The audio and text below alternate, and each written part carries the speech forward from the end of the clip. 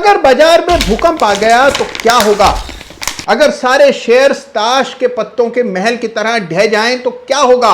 अगर निफ्टी 16,000 हो गई है और मान लीजिए गिरने लगती है तो कितना नीचे जाएगी? भूचाल आएगा, भूचाल।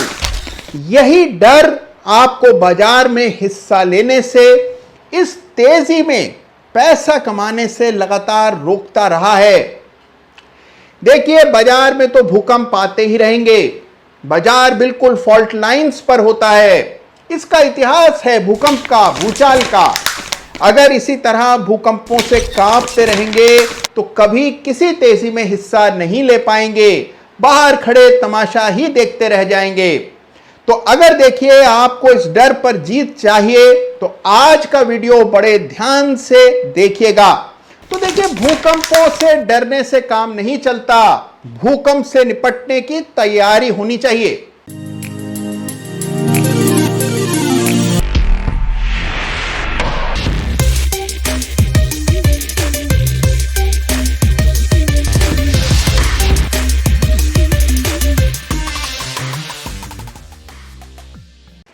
नमस्कार, जय श्री राम। एक देश है जापान, जहां पर हर साल कई भूकंप आते हैं। एक साल में औसत 1500 से ज्यादा भूकंप जापान में आते हैं। छोटे मोटे भूकंप तो वहां रोजाना लगे ही रहते हैं और कभी कभार आता है बड़ा भूकंप जो कि पूरे पूरे शहरों को भी नष्ट कर देता है।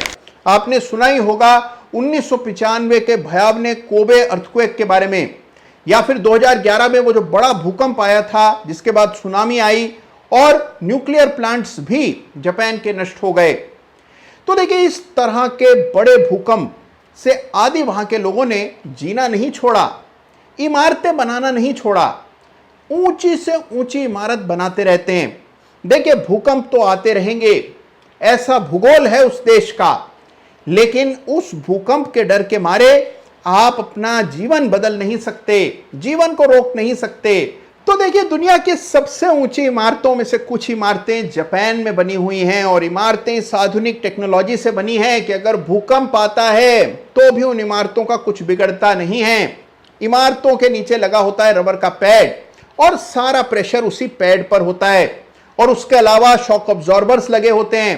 तो अगर मान लीजिए झटके आते हैं तो उसका कोई फर्क उन इमारतों पर नहीं पड़ता है। तो देखिए, भूकंप तो आते रहेंगे, लेकिन भूकंपों से निपटना, उनसे बचना आना चाहिए।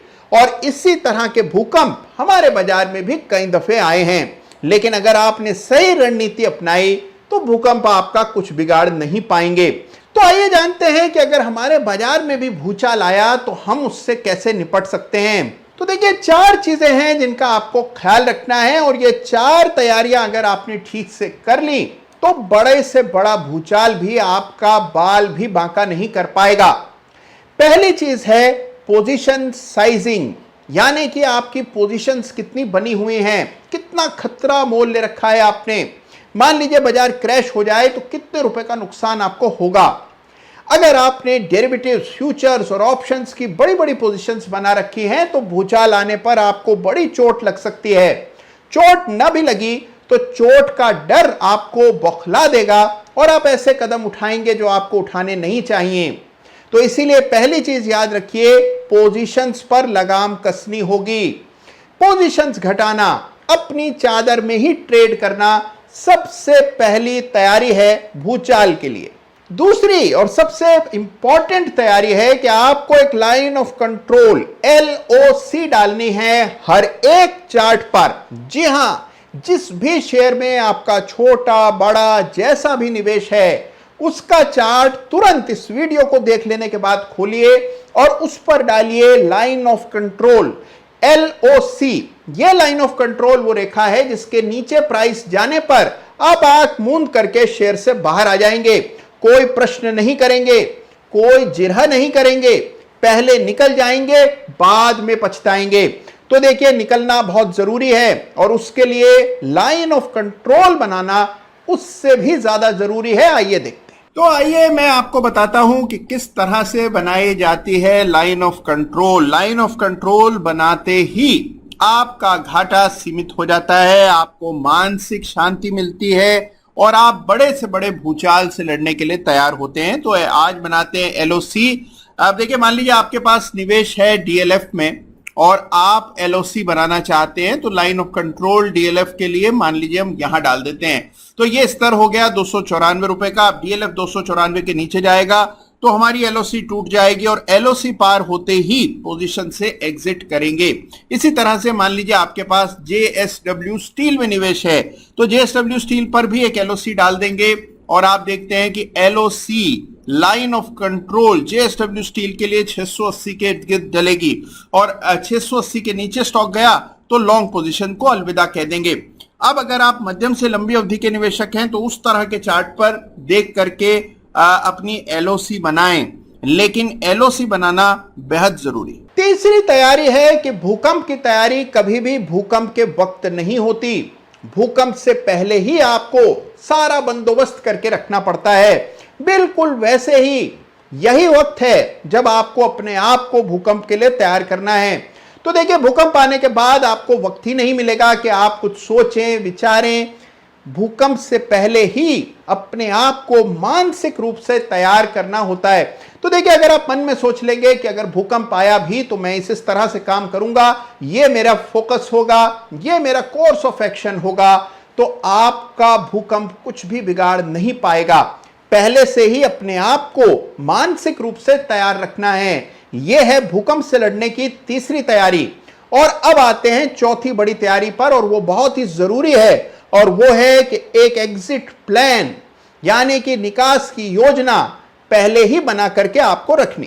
तो देखिए, जब बाजार में फॉल आता है उस वक्त सबसे बड़ी गलती होती है कि हम पैनिक कर जाते हैं। जो लंबी अवधि के निवेशक हैं वो पैनिक में अपना माल बेचने लगते हैं, और जो छोटी अवधि के निवेशक हैं वो पैनिक में अपना माल नहीं बेचते हैं। इसी वजह से उनको बड़े नुकसान होते हैं। मेरी इस बात को बड़े ध्यान से सुनिएगा। पैनिक में लंबी अवधि के निवेशक अपना माल बेच बैठते हैं और कम अवधि के निवेशक अपना माल नहीं बेचते हैं, इसी वजह से नुकसान खाते हैं। तो देखिए, पैनिक की कोई जगह नहीं है।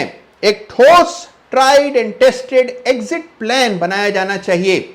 यह एग्जिट प्लान एक मूविंग एवरेज की रेखा हो सकती है।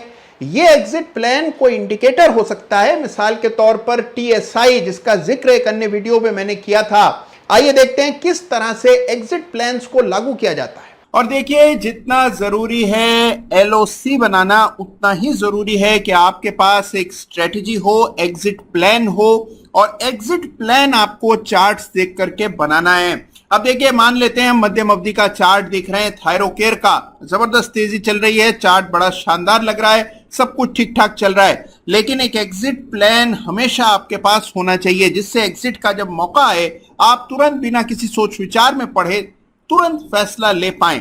तो देखिए, एग्जिट के लिए अल्टीमेट इंडिकेटर यानी कि टीएसआई मान लीजिए आप इस्तेमाल करते हैं। तो यहां पर आप चार्ट देख रहे हैं, टीएसआई का इस्तेमाल कर रहे हैं। टीएसआई 0 से नीचे जाएगा, निकल आएंगे। जब तक टीएसआई 0 के ऊपर चल रहा है होल्ड करेंगे। अगर इस तरह से देखते हैं तो आप देख रहे हैं कि अभी तक स्टॉक में एग्जिट नहीं आया, शानदार तेजी बन रही है। और अगर आप इसी चार्ट पर एलओसी डालेंगे तो एलओसी कुछ 850 रुपए की पड़ेगी। तो दोनों चीज का होना जरूरी है। आपको एक एग्जिट प्लान होना चाहिए और साथ ही होना चाहिए एलओसी। और हाँ, अगर आपको टीएसआई इस्तेमाल नहीं करना है तो और बहुत से विकल्प हैं जिनके जरिए आप एग्जिट कर सकते हैं, और उसमें से एक विकल्प है मूविंग एवरेज। तो आप चाहें तो एक मूविंग एवरेज की रेखा डाल करके भी एग्जिट अपना तय कर सकते हैं, लेकिन एक एग्जिट प्लान का होना और उसका चार्ट पर विद्यमान होना बहुत ही जरूरी। तो देखिए, यह है 4 सूत्रीय भूकंप की तैयारी। सबसे पहले आपको याद रखना है कि आपकी पोजीशंस काबू में होनी चाहिए। आपने एलओसी बनाई होनी चाहिए हर चार्ट पर। अगर बड़ा फॉल आया, एलओसी के स्तर के नीचे प्राइस गया, तो आप तुरंत बाहर हो जाएंगे। एक एग्जिट का प्लान तैयार करना है, कोई ना कोई एक इंडिकेटर या किसी और प्रणाली से निकलने की व्यवस्था बनानी है। और चौथा, अपने आप को मानसिक रूप से सशक्त करना है कि अगर मान लीजिए फॉल आया तो ऐसा नहीं है कि दुनिया का अंत हो जाएगा। इस तरह से अगर आप सोचते हैं तो बड़े से बड़ा भूकंप आपका कुछ भी बिगाड़ नहीं पाएगा। आप अकारण नहीं डरेंगे और इस रैली का मजा, इसका लुफ्त उठा पाएंगे। ये जो रैली है इसमें बड़ा पैसा बना है और बहुत मुमकिन है कि आगे भी जबरदस्त पैसा बनेगा। ये भूचाल का डर अपने मन से बाहर निकाल फेंकिए, ऑब्जेक्टिवली सोचिए। और ऑब्जेक्टिवली सोचेंगे, अपने नियमों का पालन करेंगे, तो आप हमेशा सेफ रहेंगे। तो उम्मीद करता हूं कि आज के वीडियो ने आपको तैयारी करने के लिए प्रेरित किया होगा और आपके डर में हल्की सी कमी आई होगी। अपना ख्याल रखिए, सेफ रहिए, चिंता मुक्त रहिए और बाजार में इसी तरह निवेश करते रहिए, पैसा कमाते रहिए और स्वावलंबी इंडिपेंडेंट हो जाइए। यही मेरी कामना, यही शुभ इच्छा है। धन्यवाद आप सबका। और जाने से पहले हमेशा की तरह आपसे विनती कि इस चैनल को सब्सक्राइब करना मत भूलिएगा। अपना और अपने परिजनों का ख्याल जरूर रखिएगा। नमस्कार, जय हिंद, जय भारत।